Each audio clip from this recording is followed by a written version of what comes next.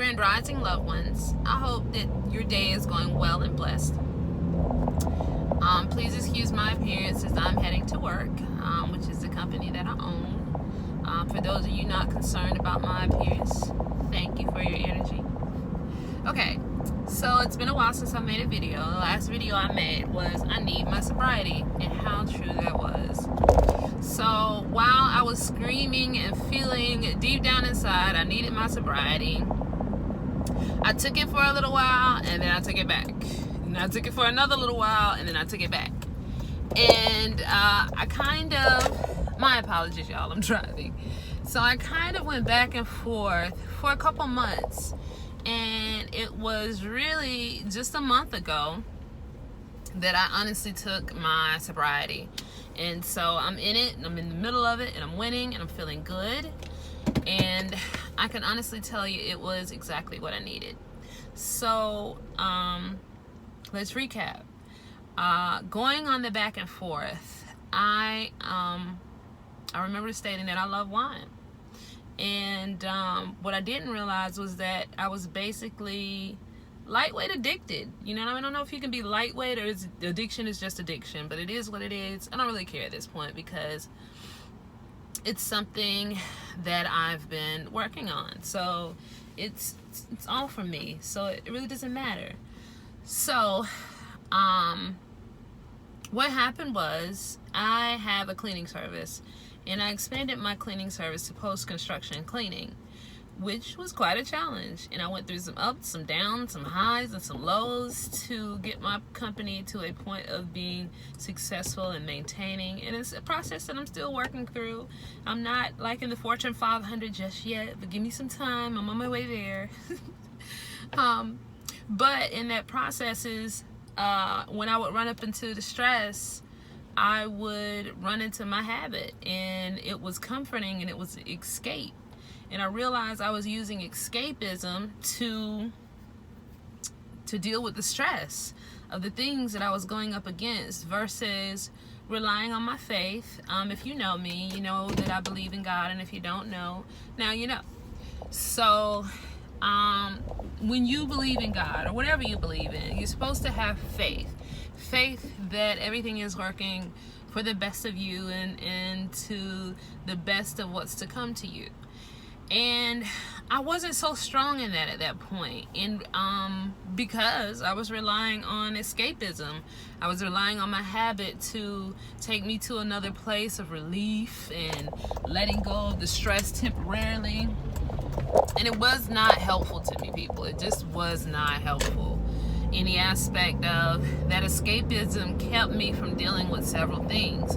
And that's why it was so abundantly important to me, or abundantly clear to me, how important my sobriety was. Because as long as I was using escapism, I wasn't facing head on my issues that I needed to pan out with my business, my issues that I needed to fix with me and my life, and you know, all the things that were holding me back. And I'm not saying that I have everything all figured out and I'm just perfect now. I'm always going to be a work of art. So I'll be an unfinished Picasso piece until the day I take my last breath, and then I'll be complete. So in knowing that, I was able to release some of the stress and some of the worry, put more faith into God and the best of what happened and, you know, what needed to happen happening to me. Again, you don't have to believe what I believe. You believe in source, universe, you believe in nothing, and it's perfectly fine. But I have found that faith in something greater than yourself really helps you get to a greater place. So, you know, just a suggestion to figure out what that means to you and how that applies in your life. Don't focus so much on the method as much as the goal, which is to have faith in something greater than yourself to get to a greater place. So in any event, as I went through this journey, and I would take my sobriety breaks, and I would not do my habit. And I'm saying habit because it is what it is. You know what I mean? If it's something you do every day on a regular basis, if it's something that you do to escape the reality of what you're going through. It's a habit. Whether it's shopping, food, drugs, wine, liquor, beer, whatever. If it's a habit, it's a habit. So let's just be honest about the situation. I don't have a problem with that. So as I was using my escapism, I wasn't confronting the things that I needed to confront. And as I would take my little breaks from, my habits, I would replace them with other habits. So let's just say shopping. There are times when I would make myself feel better via shopping. There are times when I would make myself feel better via eating. I've always had a healthy appetite. If I'm not eating, something is wrong. Please check on me. So knowing that, I could tell that on the days that normally I would have extra time on my hands and I would so-called relax with my habits, I would eat more. It was just as if I could not get full. It was like, I can remember days where I eat 5-6 times a day, y'all, just trying to fulfill that emptiness that the wine used to fill via escapism, taking me away from where I really am to another place that was more pleasant. And food has always done that for me, and I love to cook, and I'm a great cook. So, your girl gained 10 pounds in this process. I couldn't find the motivation to exercise, which is regularly, which is something that's very important to me. One thing I am proud of, a majority of what I ate was healthier food or home cooked food, not always though, but I tried to stick to more healthier habits versus just binge eating crap, you know what I mean? But even still in that, if I'm cooking and it's healthy food, too much of anything is a bad thing. So that's the situation that I found myself in.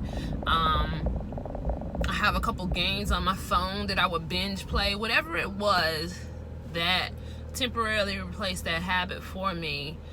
On a negative end, I did it in abundance because I guess I was used to the escapism of wine, and it was, wine is intoxicating. So anytime you use an intoxicant to escape, it's going to be quite different than just, using food or shopping or, something that is not changing the mindset per se.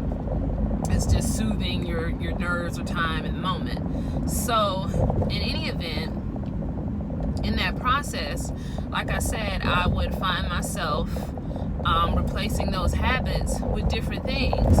So I'm just getting to the point where I didn't replace it with anything but, what it is. I'm just living life now. I have gotten to a place of clarity. I've gotten to a place of being happy and joyful and just feeding off my own energy versus using some type of habit or escapism to make me feel differently than what I wanted to feel in the moment. And I've started handling things better. I realized that on this journey to success and this journey to where I desire to be, there are going to be some things that are not going to be as pleasant as other things. There are going to be some things that I just straight up dislike, don't want to be doing or experiencing. So with me accepting that, I was able to go ahead and just deal with that and understand that and just say, okay, there are going to be some uncomfortable places here, and I'm just going to have to deal with them. It's like I had to learn discipline through this process versus escapism. And I think that is, a big part of escapism, not wanting to apply discipline to something that's hard or uncomfortable, versus just dealing with it. So, I will be the first to confirm that my sobriety has been very important and has been very liberating in me proceeding forward in my life. I was fortunate enough to have a couple friends go through this journey and this process with me as well. So it's like I had a support group because we were all going through the letting go of escapism at the same time.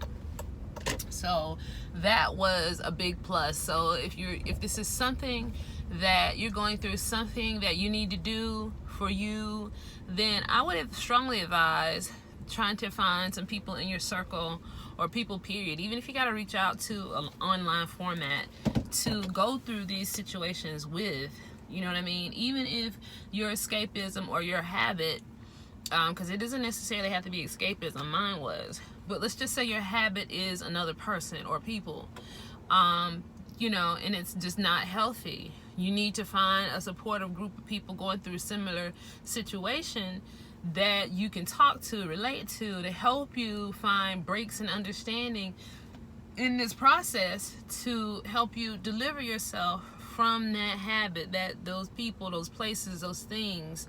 You know what I mean? You got to find out what the root of it is. Why do you allow certain things and certain people? Why do you allow yourself to go to these places? Why do you go to these places?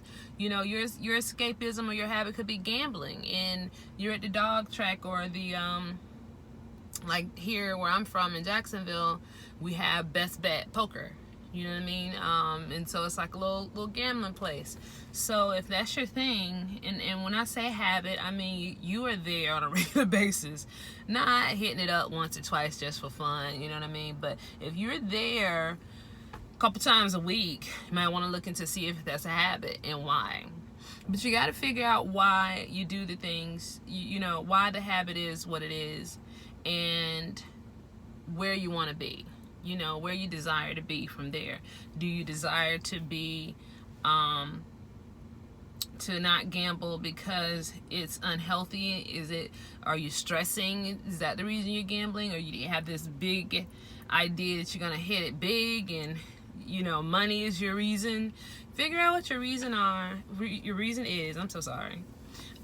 Figure out what your reason is and go from there. Make a plan of action.